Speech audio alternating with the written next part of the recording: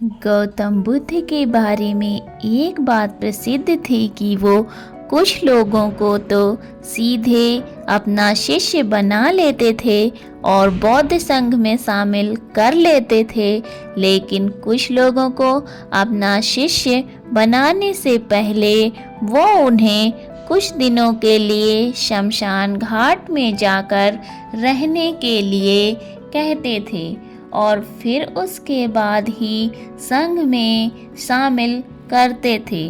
तो आखिरकार वो ऐसा क्यों करते थे, इसे आप जानेंगे इस कहानी के माध्यम से।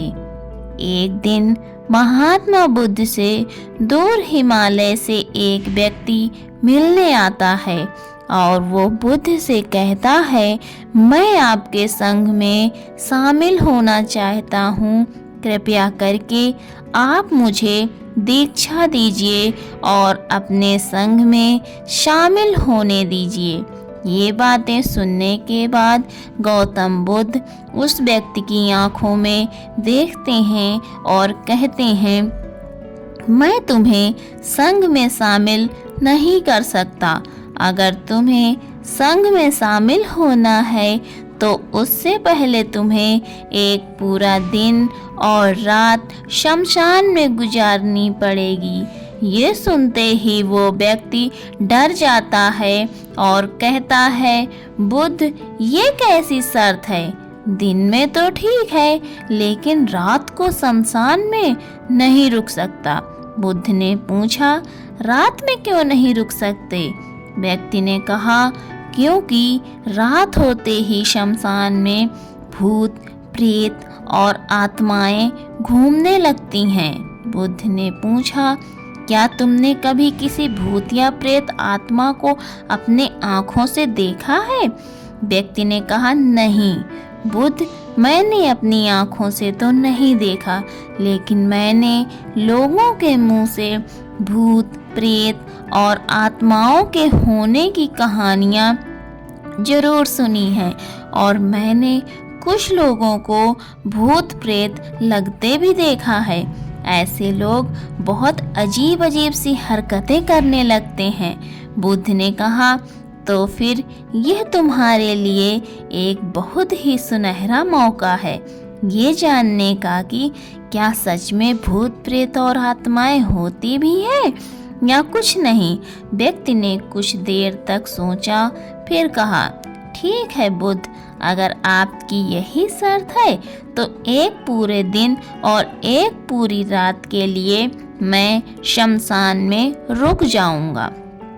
इसके बाद वह व्यक्ति बुद्ध से आज्ञा लेकर अपने घर वापस चला जाता है।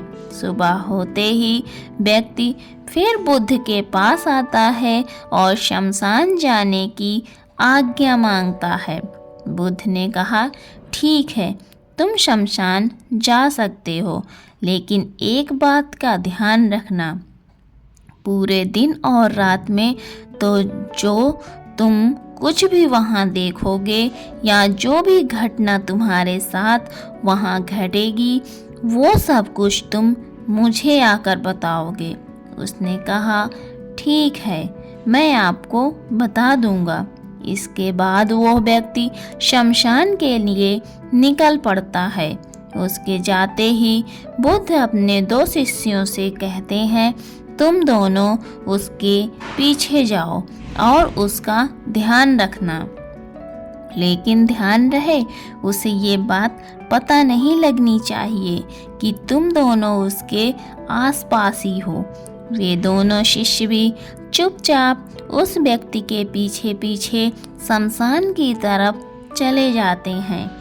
एक पूरा दिन और पूरी रात शमशान में गुजारने के बाद अगली सुबह वो व्यक्ति गौतम बुद्ध के पास वापस आता है। बुद्ध ने पूछा, बताओ तुमने वहाँ क्या देखा? व्यक्ति ने कहा, बुद्ध, मेरे शमशान में पहुँचने के कुछ देर बाद मैंने देखा कि वहाँ एक अर्थी आई। उसके पीछे एक बड़ी भीड़ थी। वो अर्थी एक बूढ़े व्यक्ति की थी। उस बूढ़े व्यक्ति के चारों बेटों ने अर्थी को कंधा दे रखा था। चारों बहुत दुखी दिखाई पड़ रहे थे। वहीं अर्थी के पीछे चलने वाले कुछ लोग बातें कर रहे थे कि अच्छा इंसान था बेचारा, लेकिन अब नहीं रहा। वहीं कुछ लोग यह भी कह रहे थे कि अच्छा हुआ इसके साथ बेचारा बूढ़ा बिना किसी ज़्यादा दर्द और पीड़ा के इस दुनिया से चला गया। इसी तरह और भी लोग उसके बारे में तरह तरह की बातें कर रहे थे। फिर उस बूढ़े व्यक्ति को चिता पर लिटाया गया और उसके बड़े बेटे ने उस चिता को अग्नि दी। फिर सभी लोग वहीं पास के ही तालाब से नहाकर वहां से चले गए। उसके बाद मैं काफ़ी देर तक वहीं बैठा हुआ उस जलती हुई चिता को देखता रहा। फिर जब दोपहर हुई तो वहाँ एक और अर्थी आई जो कि एक जवान औरत की थी। उस औरत का पति उस अर्थी के आगे चल रहा था। वो बहुत दुखी था।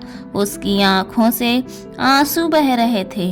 अर्थी के पीछे चलने वाले कुछ लोग कह रहे थे कि बहुत गलत हुआ, इस लड़के के साथ इतनी सी उम्र में ही इसकी पत्नी ने इसका साथ छोड़ दिया। अभी तो बेचारे की पूरी जिंदगी पड़ी है। 2 छोटे बच्चे हैं, वो अकेले कैसे उनकी परवरिश करेगा। भगवान ने बहुत गलत किया। इसके अलावा वहाँ कुछ महान ज्ञानी व्यक्ति भी थे जो उस मृत्यु स्त्री के पति को समझा रहे थे कि रो मत, क्योंकि आज नहीं तो कल उसे यहाँ से जाना ही था। किसी को पहले ही तो किसी को बाद में, लेकिन एक दिन सबको यहाँ से जाना है। कोई मृत्यु से बच नहीं सकता, सब कुछ यहीं रह जाता है। इसलिए हमें क्रोध, चिंता, लालच और बुरे कर्मों से बचना चाहिए। और इसी तरह और भी ज्ञान की बातें उस व्यक्ति से लोग कर रहे थे। फिर उस स्त्री के पति ने उसे चिता को अग्नि दी और जोर जोर से रोने लगा। उसे रोता देख कुछ लोग उसे सांत्वना देने आ गए। फिर उन सभी लोगों ने भी पास के तालाब से स्नान किया और वहां से चले गए। मैं इस बार भी बैठा हुआ उस स्त्री की चिता को जलते देखता रहा। जब शाम होने को थी तो वहाँ 2 अर्थियाँ और आईं। एक अर्थी महंगे फूल मालाओं से सुसज्जित, उसके पीछे जो लोग थे वो बड़े खानदान से लग रहे थे और उसके पीछे लंबी भीड़ थी। देखने से ही लग रहा था कि यह किसी अमीर व्यक्ति की अर्थी है। दूसरी अर्थी बहुत ही साधारण सी थी और उसके पीछे बहुत ही कम लोग थे। वो जरूर ही किसी गरीब व्यक्ति की अर्थी रही होगी।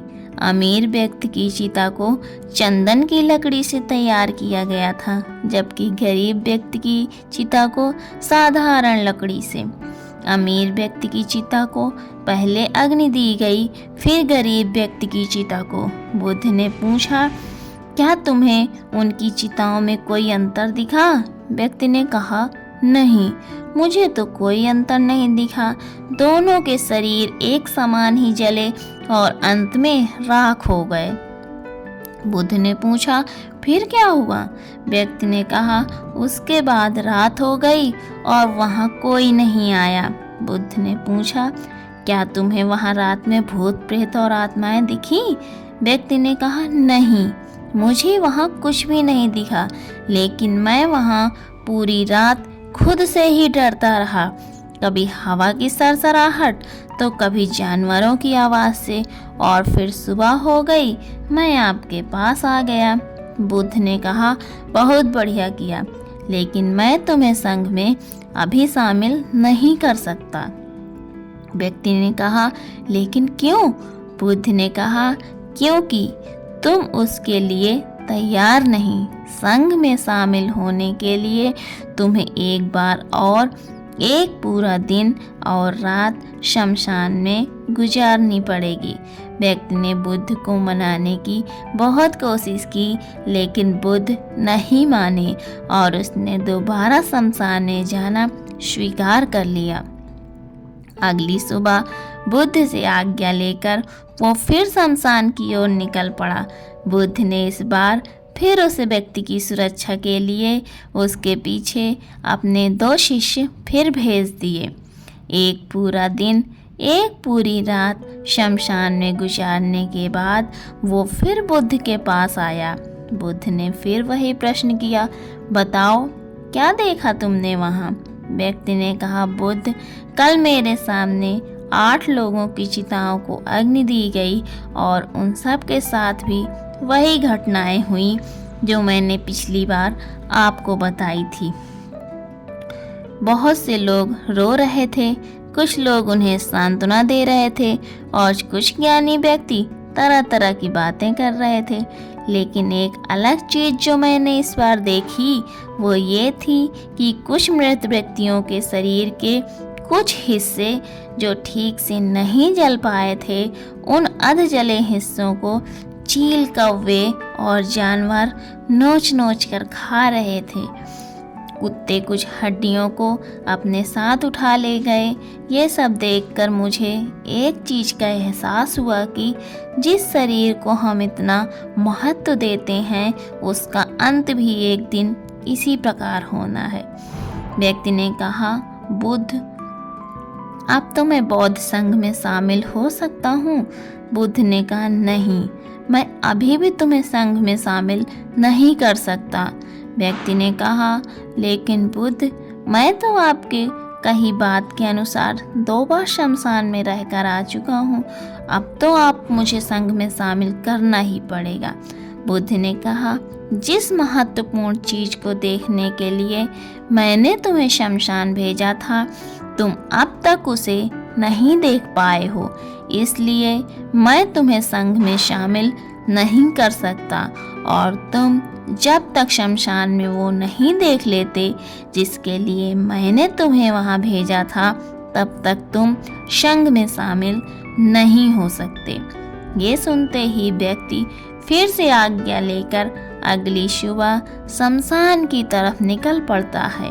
वो एक पूरा दिन और रात शमशान में गुजारता है, लेकिन इस बार उसके अंदर अलग ही चमक आ चुकी थी।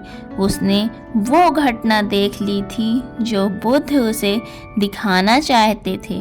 अगली सुबह होते ही उसे बुद्ध के पास पहुंचने की जल्दी नहीं थी। वो अंदर से एकदम शांत और स्थिर हो गया था। उसके चेहरे पर गंभीरता आ गई थी। वो धीरे धीरे चलता हुआ गौतम बुद्ध के पास पहुंचा और उन्हें प्रणाम कर बिना कुछ बोले शांति से बैठ गया। बुद्ध ने फिर वही प्रश्न किया, क्या देखा तुमने वहाँ? व्यक्ति ने कहा, मैंने देखा कि 4 लोग मुझे अर्थी में लिटाकर शमशान की तरफ ला रहे हैं। लोग मेरी अर्थी के ऊपर फूल मालाएं फेंक रहे हैं। एक बहुत बड़ी भीड़ मेरी अर्थी के पीछे चल रही है। मेरे पिता, जो कि मेरी मौत से बहुत दुखी हैं, वो रोते हुए मेरी अर्थी के साथ चल रहे हैं। मेरा छोटा भाई भी मेरी मौत से बहुत दुखी है और रो रहा है। कुछ लोग मेरे भाई और पिता को समझा रहे हैं और उन्हें सांत्वना दे रहे हैं। भीड़ में चल रहे हैं। कुछ लोग मेरी मौत से दुखी हैं और कुछ दुखी होने का दिखावा कर रहे हैं। भीड़ में से कुछ लोग बातें कर रहे हैं कि अच्छा इंसान था, अभी उम्र ही क्या थी बच्चे की, लेकिन भगवान ने इतनी जल्दी बुला लिया। और लोग मेरे बारे में तरह तरह की बातें कर रहे थे। फिर मेरी अर्थी को शमशान की ज़मीन में रख दिया गया। मैं सांस लेना चाहता था, लेकिन मेरे अंदर सांस नहीं थी। मैं अपने हाथ पैरों को हिलाना चाहता था, लेकिन मैं हिला नहीं पा रहा था। मैं अर्थी से उठकर अपने पिता को गले से लगाना चाहता था और अपने छोटे भाई से ये कहना चाहता था कि माता पिता का ध्यान रखना, क्योंकि अब तुम ही हो जिसे पूरे घर को संभालना है। उसके बाद मुझे उठाकर चिता में लिटा दिया गया। फिर मुझे एक कपड़े से ढक दिया गया। उस कपड़े से बाहर कुछ भी नहीं दिखाई दे रहा था। फिर मेरे ऊपर बहुत सी लकड़ियां रख दी गईं। वो मुझे बहुत भारी लग रही थी। मैं उन्हें हटाना चाहता था। मुझे अंदर से घुटन महसूस हो रही थी। फिर कुछ समय पश्चात मुझे गर्मी का आभास हुआ। मैंने देखा कि मेरे पूरे शरीर पर आग लग चुकी थी। मेरा पूरा शरीर किसी लकड़ी के भांति जल रहा था। मैं चिल्लाया, लेकिन मेरे मुंह से आवाज़ नहीं निकली। मैं उस अग्नि में पूरी तरह से खो गया था। मैं पूरी रात खुद को ऐसे ही जलते देखता रहा और अंत में मैंने पाया कि मैं राख में तब्दील हो चुका हूँ। उस पूरी रात मैं पता नहीं कहाँ खोया रहा। ना तो मैं डरा और ना ही मुझे किसी प्रकार के डर का एहसास हुआ। और सुबह होते ही मैं आपके पास आ गया। ये सब सुन बुद्ध मुस्कुराए और बोले, अब तुम संघ में शामिल हो सकते हो। बुद्ध ने आगे कहा, जीवन को वही व्यक्ति समझ सकता है जिसने मृत्यु को समझ लिया हो। जैसे एक बीमार व्यक्ति ही स्वस्थ रहने के महत्वपूर्ण अच्छे से समझ सकता है, वास्तव में गहरे ध्यान और साधना में उतरने के लिए अंदर ज्ञान का बीज होना बेहद आवश्यक है। और वह ज्ञान का बीज कल रात तुम्हें वहाँ मिला। तुमने वहाँ जाकर यह महसूस किया कि तुम्हारा शरीर नश्वर है और तुम्हारे साथ कुछ भी नहीं जाने वाला। ये सब यहीं रह जाएगा। जब तुम पहली बार 2 बार शमशान गए तो तुम्हें वहाँ ज्ञानी व्यक्तियों की तरह ही थे, जो शमशान में जाते ही धार्मिक हो जाते हैं, जिन्हें वहाँ जाते ही मृत्यु की याद आती है, शरीर के नश्वर होने की याद आती है और वहाँ बड़ी बड़ी बातें करते हैं, लेकिन वहाँ से निकलते ही फिर पहले जैसे हो जाते हैं। वैसे ही सारे बुरे काम करते हैं, अधर्म करते हैं, खुद के शरीर से मोह करते हैं, उसे अमर मान लेते हैं और दूसरों से ऐसा व्यवहार करते हैं जैसे वो यहाँ हमेशा रहने वाले हैं। लेकिन जब तुम तीसरी बार वहाँ गए तो तुम्हें अंदर से यह आभास हुआ कि तुम असल में वो नहीं हो जो तुम खुद को मानते हो। खुद के अंदर गहरा ध्यान और समर्पण पैदा करने के लिए शरीर की नश्वरता और मृत्यु का अनुभव करना बेहद आवश्यक है। अब जो ज्ञान का बीज तुमने कल रात वहाँ पाया है, उसे अपने ध्यान में परिवर्तित करना है और उसे इतना बड़ा करना है जो तुम्हारे पास आए उसकी समस्या को तुम आसानी से दूर कर सको।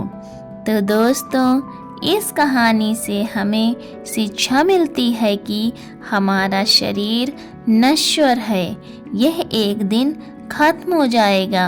अगर किसी व्यक्ति ने जन्म लिया है कि मौत निश्चित है, इसीलिए हमें क्रोध, हिंसा, लालच जैसी बुरी आदतों को आज ही छोड़ देना चाहिए। पता नहीं आज हम हैं कि कल होंगे कि नहीं होंगे, इसलिए हमें वर्तमान में अच्छे से काम करना चाहिए। दोस्तों, अगर आपको आज की कहानी पसंद आई हो तो प्लीज़ मेरे वीडियो को लाइक करिए, मेरे चैनल को सब्सक्राइब करिए। Thanks for watching. Keep loving and keep supporting.